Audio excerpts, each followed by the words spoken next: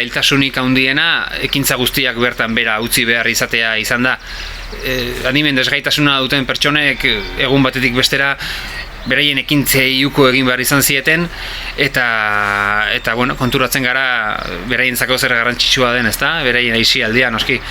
Egun batetik bestera esan bezala astebarruko ekintzak, asteburuko ekintzak, eta inkluso aste santuko oporrak ere utzi behar izan zituzten, ezin izan dituzte egin, eta horren ondorioz beraien lagunekin ezin dira egon. Konturatzen gara esan bezala zer garrantzitsua den beraientzako, baina ez bakarrik beraientzako, baizik eta beraien senideentzako baita ere.